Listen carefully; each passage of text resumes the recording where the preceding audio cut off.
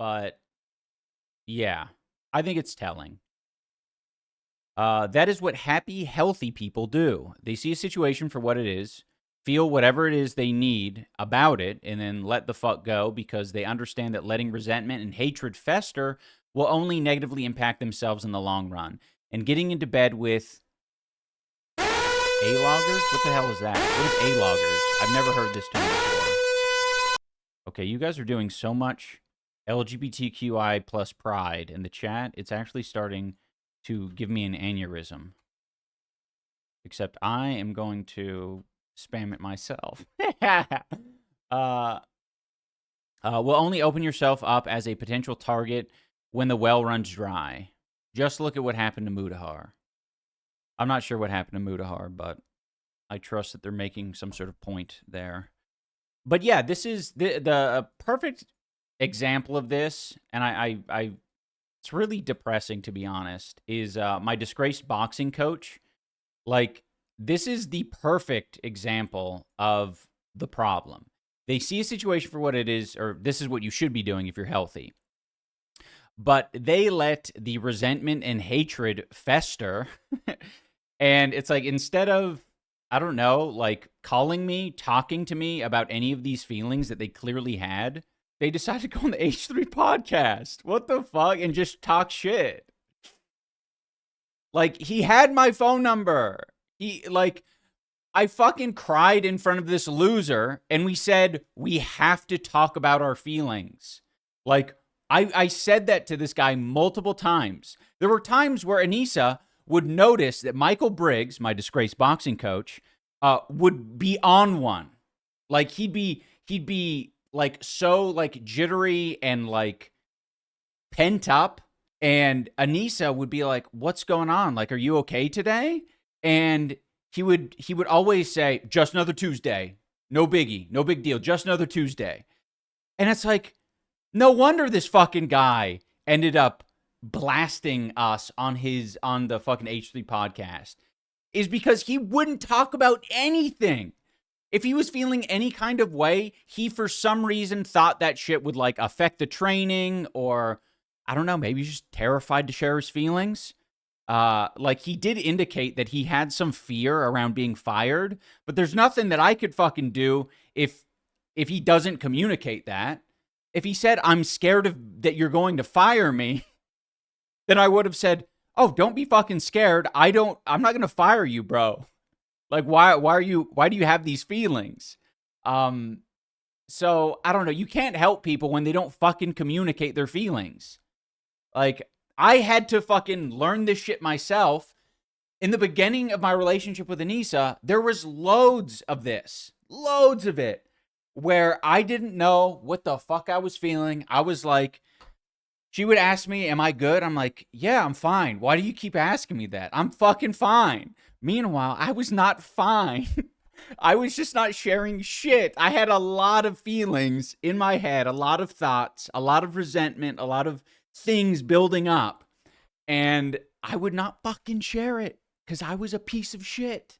And it sucks. And it makes me fucking sad. And it makes me want to Jordan Peterson cry for all the men out there who cannot fucking get in touch with this shit. It doesn't have to be gay, and it doesn't have to be cringe. It's just literally sharing information and acknowledging that you are, like, human beings have feelings, and even if you struggle to put words to it, it's still good to at least acknowledge, like, I'm feeling something. I don't know what it is, but there's something there.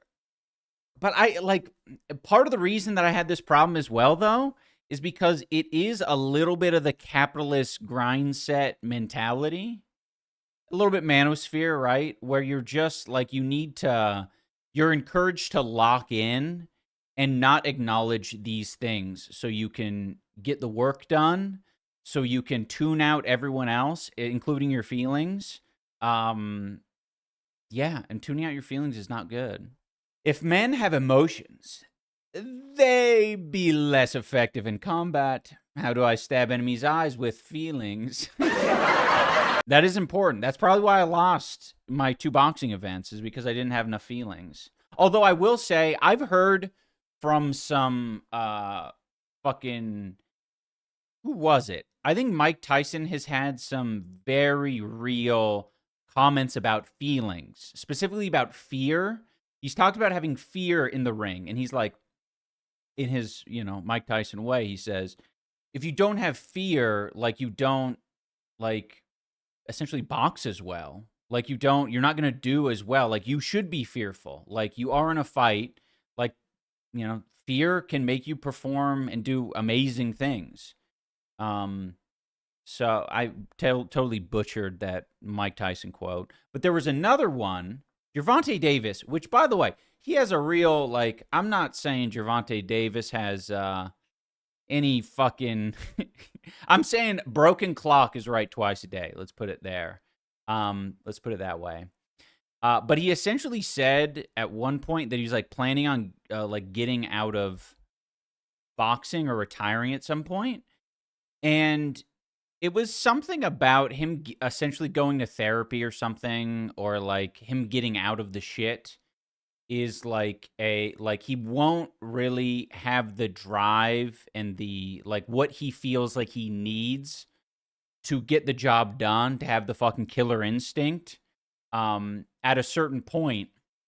So he'd just rather retire than, like, lose his killer instinct. Maybe it was something about his kids, something about having kids. I don't know. I forget.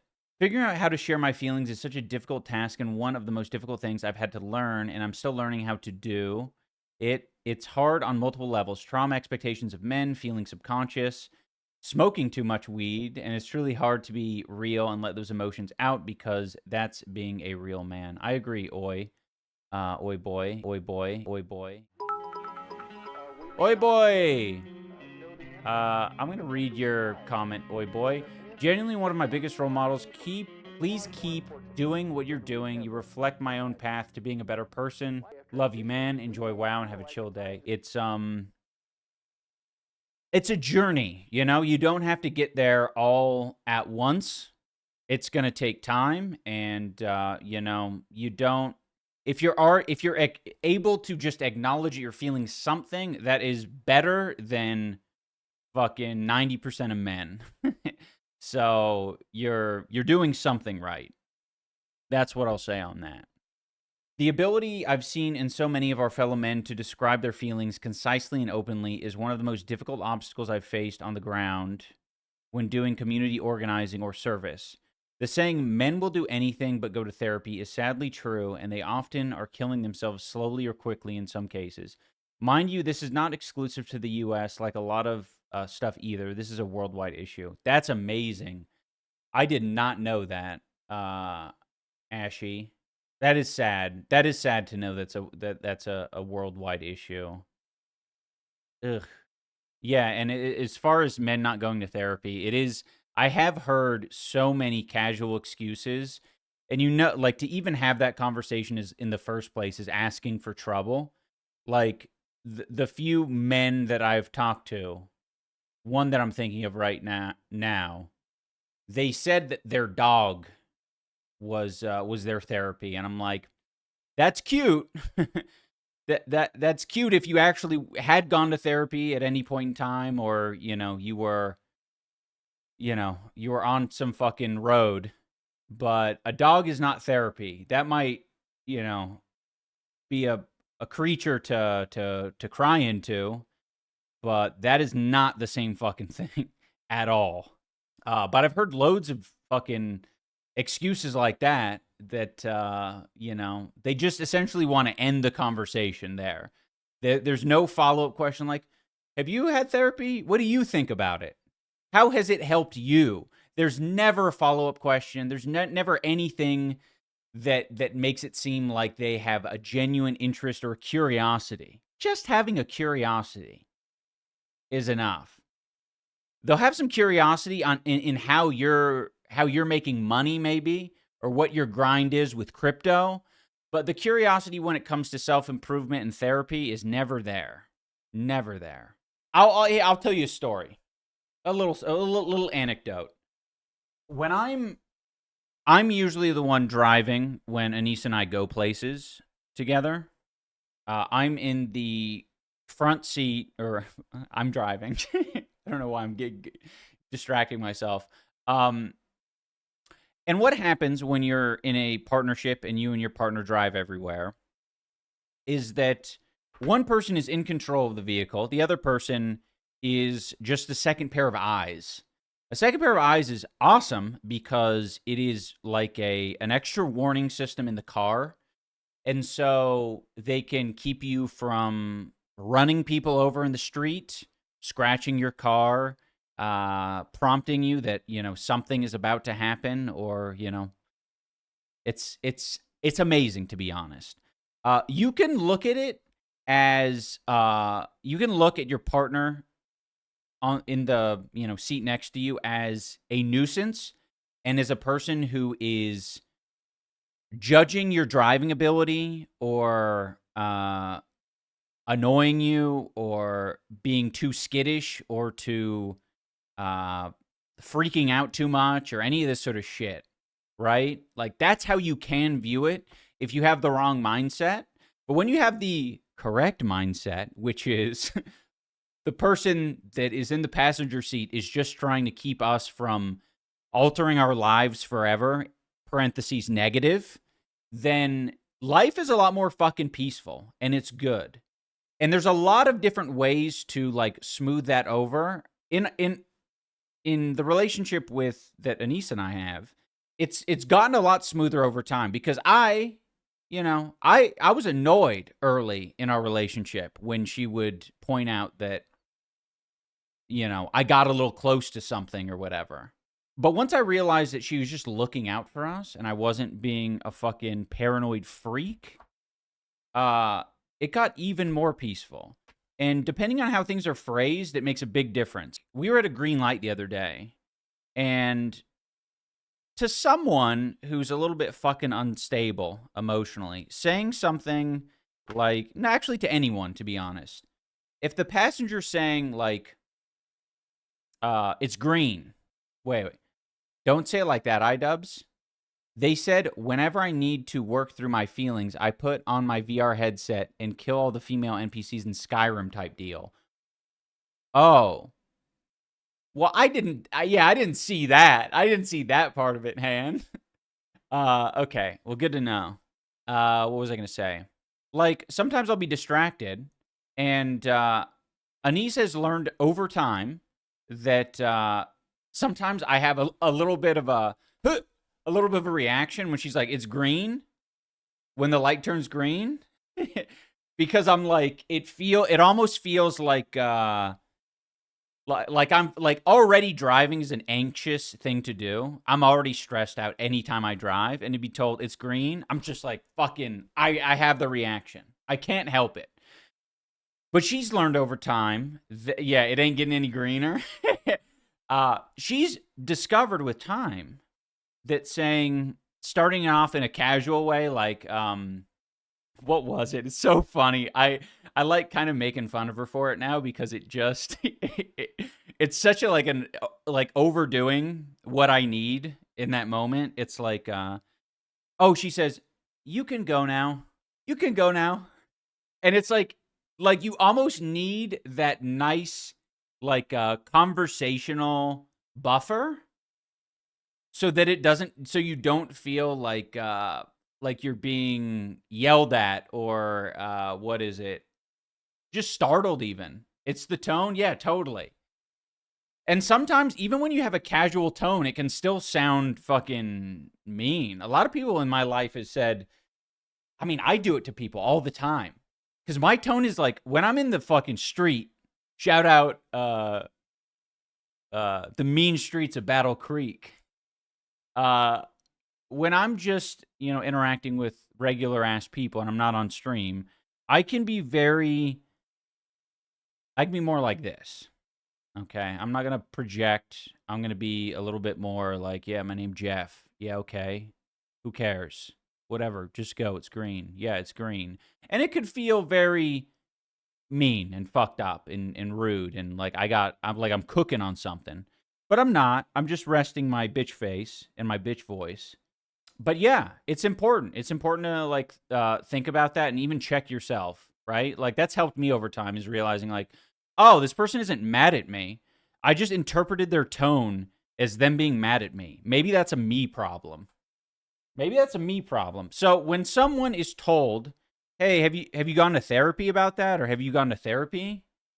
Like if you're defensive about that, that's a fucking you problem, right? Like, I mean, obviously, it could depend on what they ask. Have you gone to therapy for that for? Like you said, I stubbed my toe the other day, and they say, "Have you gone to therapy for that?" That might be a cheeky response, you know. But if you're sharing genuine, like, sincere thoughts and feelings, just have a back and forth. Oh my gosh, I'm getting so distracted by you fuckers today. But I like it because it seems like you guys are engaged. 246 viewers. I really like that. And you know what? To be honest, I feel like it is such a good. Oh man, it does something in my heart to realize how many people in the chat. Like it's not an insignificant amount to realize that I do have some fellow men in the chat who have gotten to this point in their life or a similar point. It's very, very validating. And I fucking need it. I need that shit. Because with the amount of insincere little fuckwads on the internet, it's so challenging. I'm like, what the fuck? This is like the majority. What the hell? Yeah, you can make anything fucking super daunting. And we've made therapy super daunting. And I don't think people realize how fucking insanely valuable it is because we're always lying to ourselves about everything. Not always, but we're lying to ourselves about loads of things all the time. And therapy is like the only place that you can fucking go. It costs money, which sucks, but it's one of the few places that you can go, have some stranger listen to you, tell the full truth, and you get benefit and you get something off your chest and you can see things from a perspective that you never even imagined. But you have to be truthful. Too many people go to therapy and they lie to their therapist. Don't lie. Just fucking open up and spill. What's the best way to find a therapist if I can't afford it? I don't know. Someone in the chat might be able to help. It's so hard, dude. That's one of the worst parts. It sounds stupid. It's such a Western perspective to be like, we need to spend money and we need like government assigned therapists to show up to your house and help you deal with things. I think other countries have done a better job at that because they are more socialist and there are more like people's needs are met a little bit easier, like financially, you know. If you don't have to worry about healthcare costs, like physical healthcare costs, like your appendix is about to burst, that frees up a tremendous amount of your money to spend on something like therapy or, you know, just, I don't know, getting out there and touching grass a little bit more. So I apologize to the Jomhas for ever engaging with this shit. It was a pathetic waste of time that only made me feel ashamed of myself. I don't know these people, and their behavior doesn't affect me, but sending hate their way does affect them, and I don't want to be that kind of person. I do like a post like this because it does feel like it is threading the line of like trying to communicate to the people who are, what's the word, ingratiated in the hate, and they are spending their time watching these shit videos that do not fulfill them in any way. It is just like, oh, someone else's life is falling apart and they're shitty and they're a loser and whatever else. I think it walks that line really well, and it makes it so that you don't have to applaud and be, you know, me and Anis's biggest fan. You don't have to do any of that. All you got to do is recognize, like, I'm being a fucking loser by watching this shit. Like, There's so many better things that I can do with my life and my free time, and I'm choosing to do this. There's a lot of ways. Humans are very malleable creatures. We can find so many different things interesting, entertaining, funny, engaging, and there is a plethora of shit to consume out there. Don't let it be some fucking drama slop.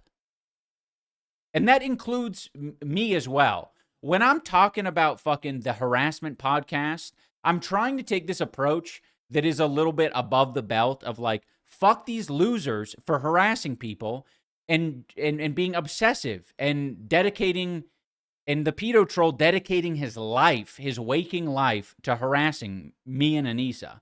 Like, I don't want people to get fulfillment or to get, their entertainment from that, especially exclusively.